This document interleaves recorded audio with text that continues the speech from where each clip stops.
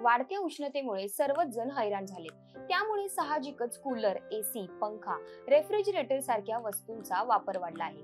प्रत्येक घरामध्ये रेफ्रिजरेटर अर्थात फ्रीज हा असतोच।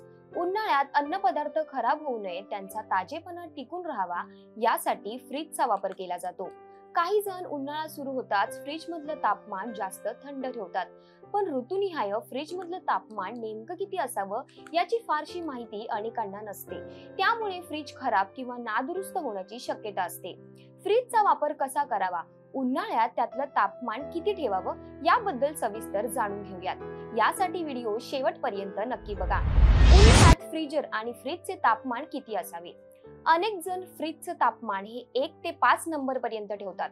अनेकदा काही लोक कमी नंबरवर फ्रीजला चालवतात, ज्यामुळे फ्रीजमध्ये ठेवलेलं सामान खराब होण्याची शक्यता असते। तर काही लोक चुकून या गोष्टी करतात। फ्रीजचं मीडियम म्हणजे 3 ते 4 नंबर पर्यंत तापमान सर्वात उत्तम असतं। उन्हाळ्यात फ्रीजचं तापमान एवढंच असायला हवं। हिवाळ्यात तर अनेक लोक फ्रीज बंद ठेवतात, मात्र असं करणं चुकीचं आहे।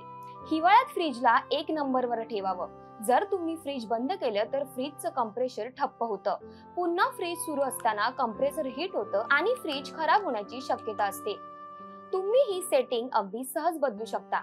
असे केल्याने तुमच्या फ्रीजरच्या कूलिंगचा वेग वाढेल आणि तुम्ही कमी वेळात कुल्फी किंवा आईस्क्रीम घरी सहज तयार करू शकाल। एवढेच नाही तर या तापमानात रेफ्रिजरेटरमध्ये ठेवलेल्या भाज्याही बराच काळ खराब होण्यापासून वाचतात। फ्रीजमध्ये नेहमी बर्फाचा साठा असतो, पण वारंवार फ्रीज ओपन केल्यामुळे फ्रीजचा दमटपणाही असतो। त्यामुळे फ्रीज वारंवार उघडझाप करू नये।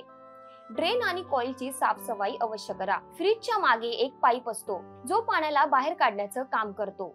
जर हा पाईप बंद होत असेल तर बर्फ जास्त जमा होतो। यापासून वाचण्यासाठी तुम्ही वेळोवेळी फ्रीजची साफसफाई करू शकता। फ्रीजच्या मागे एक कॉइल कंडेन्सर असतं, ज्यामुळे फ्रीज थंड होतो। त्यामुळे काळजी घेणे आणि साफसफाई करणे गरजेचे आहे। तुम्हाला हा व्हिडिओ कसा वाटला हे कमेंट करून नक्की कळवा आणि अशाच नवनवीन आणि माहितीपूर्ण व्हिडिओसाठी माय महानगर मानिनीला जरूर सबस्क्राईब करा।